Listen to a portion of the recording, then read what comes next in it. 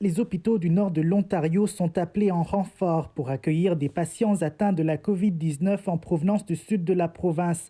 Le gouvernement leur demande de réserver des lits aux soins intensifs en annulant les opérations chirurgicales non urgentes. Cette Sudburoise souffre d'endométriose et doit subir une ablation de l'utérus, une opération qu'elle attend déjà depuis près d'une année.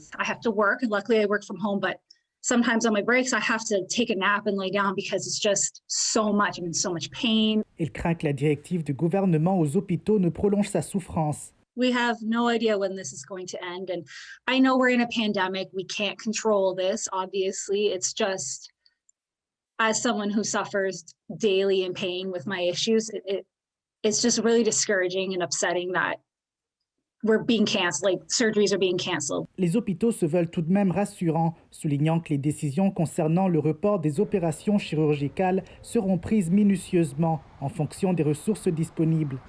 À l'hôpital de North Bay, la mesure sera appliquée dès lundi, mais seulement pour les interventions qui peuvent être reportées de manière sécuritaire, soulignent les autorités. And it's up to each of us to do our part to help keep this system running the way it is, so that we all have access to these very important care and emergency department. Pour l'opposition officielle à Queen's Park, la situation aurait pu être évitée si le gouvernement avait davantage misé sur la prévention de la transmission de la COVID-19 en prévoyant notamment des congés de maladie payés pour les travailleurs essentiels. Et là, on est dans la situation où est-ce qu'on est rendu, quand on sait déjà qu'en Ontario, on a 250 000 d'Ontariens et d'Ontariennes qui ont déjà vécu ça dans les premières phases.